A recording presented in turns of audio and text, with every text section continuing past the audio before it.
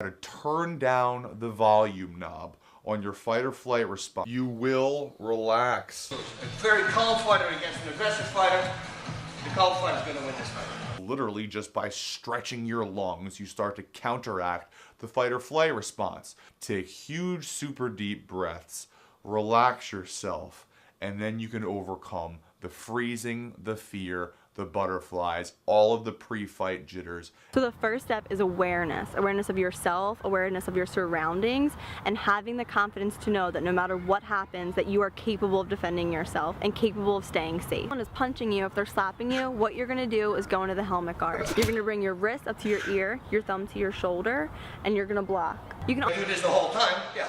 Against me or against another guy who's gonna get set up with a body shot. But in a panic mode, pop, pop, pop, and take him, do it, of course do it. There's always an exception to the rule. Just don't do it all the time. Don't develop a pattern. Once there's a pattern, he will understand what to do in order to beat you. Also defend with your elbow. If their punch is to hit your pointy elbow, they could actually break their hand. One thing to remember about this position is that you can't stay here or else you'll turn into a punching bag. From here, you can use your elbow to lean in and hit them in the nose, the eyes, or anywhere that you can, and then follow up with some other punches before you run away. So if someone grabs you or chokes you and brings you close to them, the best thing that you can remember to do is finger manipulation. Grab one or two fingers, pull them backwards as hard as you can, and aim to break their fingers. As soon as they do it again, grab the finger, go all the way back. So the first is palm strikes. When you throw a traditional punch without protection to your hand, you risk breaking the little bones in your fingers. So a palm strike avoids that problem. Important, palm strike behind the ear. I didn't do palm strikes, I did bone strikes. I used my wrist bone and I would hit behind the ear, there. Remember, these are just some ways to win a fight against your attacker. What's most important is that you train them and you train them often, because when you're in a stressful situation, you might forget these things and you want your muscles to remember what to do at the most important moments. Number one, only fight one person at a time. Pick the closest guy and take him out. Number two, the closest person will usually, not always, be the alpha. And if you take out the alpha, the rest of the pack usually crumbles.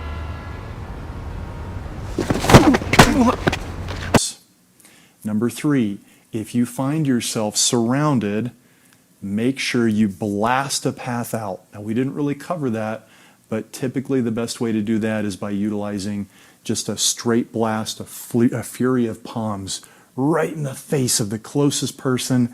Shove them, whatever you have to do. Get the hell out of the middle of that pack. Be aggressive. Go get them. The best defense is a good offense. You need to think you're 10 foot tall and bulletproof, and there needs to be no doubt in your mind that you're going to win. That is the only way you're going to win against exponentially greater odds. Remember, number 5, you don't have to beat all of those people. You only have to take out maybe 1, 2, maybe 3 people, enough to intimidate the hell out of the rest of those individuals. Typically in psychology of violence, we have alphas, betas, and omegas. Alphas are the ringleaders. They're the ones who will step up, and everyone has their confidence in the alpha. The beta is someone who will step up into the role of an alpha if the alpha goes down. This done.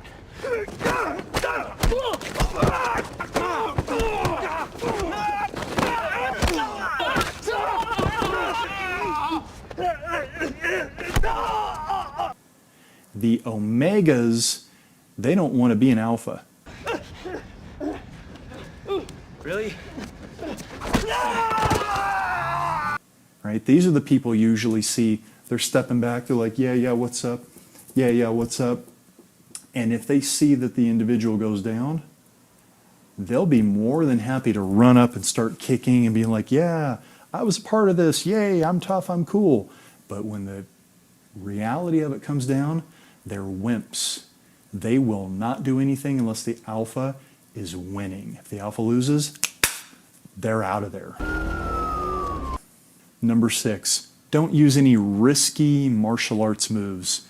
Be direct, be simple, pick vulnerable targets, and attack them relentlessly. And number 7, Be quick, be decisive, and be confident, and you can defeat multiple attackers. When you get hit, focus before you quit. Let's say you take a kick right to the face. Boom! Ah, hold it, hold it. Let's say someone jams their fingers right into your eye. Ah, stop, stop. You see the problem there? Look, life will not stop for you. Time will not stop for you. Bad guys will not stop for you. When you get rocked, you've got to do something to get your focus back. Take a breath, take a step, get back into your stance, throw a punch, do something to help you move through the moment instead of trying to stop it. If you're playing a sport or a game and your opponent is doing spectacularly, there's a way to throw them off without them even realizing it. Ask them about their technique. Asking them how exactly they're doing as well as they're doing takes them out of the zone and back into their own head. And anyone who has ever been in the zone can tell you that your head is not where you want to be. Truly hitting your stride in a game is all about not consciously considering all of the things you theoretically know and practiced and just effortlessly putting them into action. Humans have two kinds of memory, implicit memory and explicit memory. Implicit memory is long-term and doesn't require conscious thought. This is where you want to be for games. Explicit memory is what you're causing them to fall back into. If you can land a small yes, you're going to have a better chance of getting a big yes. The best way to naturally start conversations and maintain them so that you can avoid dying of terminal awkwardness is simply to ask questions. Many people's favorite topic of conversation is themselves, and questions allow them to take the conversation in that direction. Science can suggest that you would be better off taking your date on a roller coaster.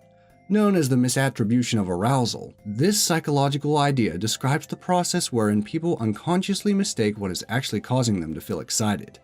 The roller coaster is what's actually making your date's head flood with endorphins and their bloodstream with adrenaline, but they just might think that it's actually you.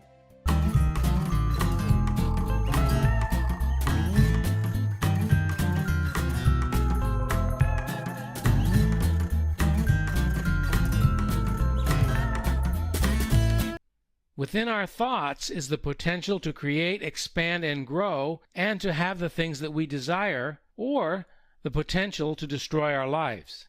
However, when you adopt the premise that you are responsible for everything in your life, and you acknowledge that your thoughts are coming from you, you can change any circumstance or situation that's keeping you from having what you truly desire in life.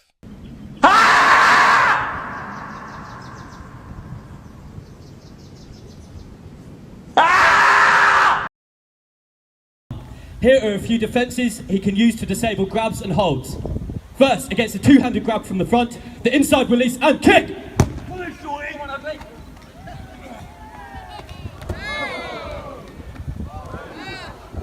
Against a single-handed grab from the front, the outside release! If held from the rear around the neck, the shoulder throw! And finally, again from the front, the break grip and monkey climb. Firstly, against the kick, shin, check and knee.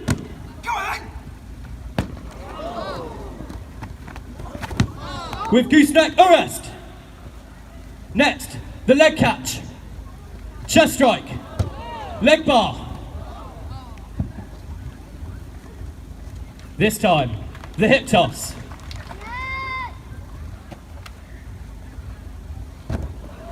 And armbar. And finally, against the kick, the X block and kick.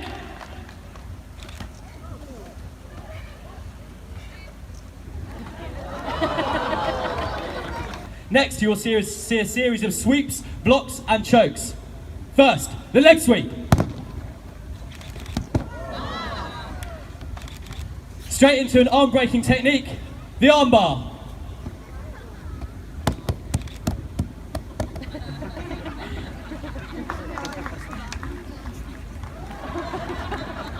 Next, the anaconda.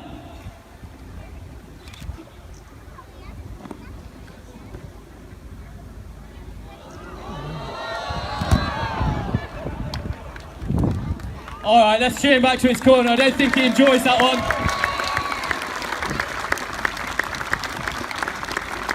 And finally, the rear naked choke to put your opponent to sleep.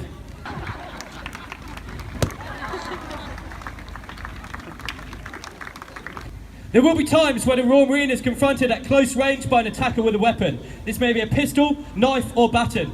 A Raw Marine must react quickly and instinctively. Here are some defences and disarming techniques he could use. First, against a pistol, the disarm and roll.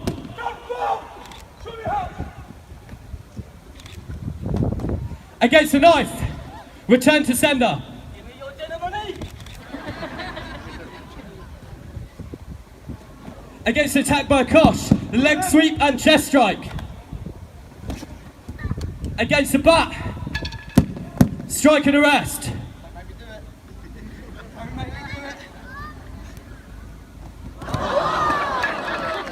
And finally, against a pistol, the disarm and throw.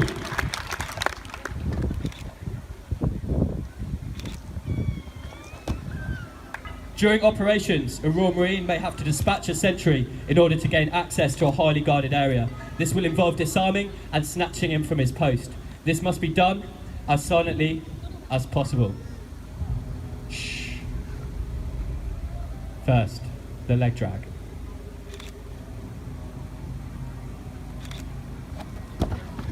With 4-figure leg lock and choke.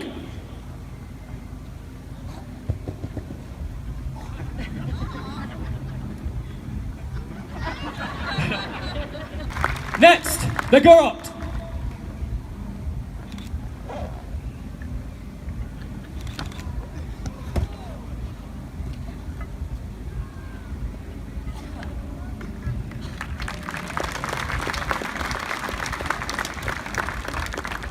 Okay, the Japanese headlock.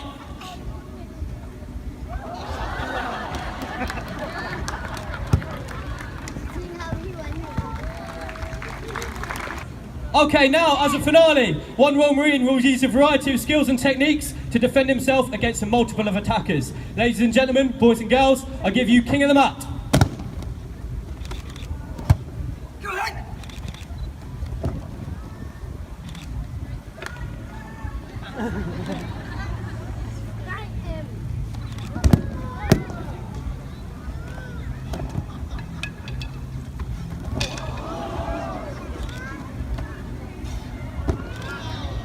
All right.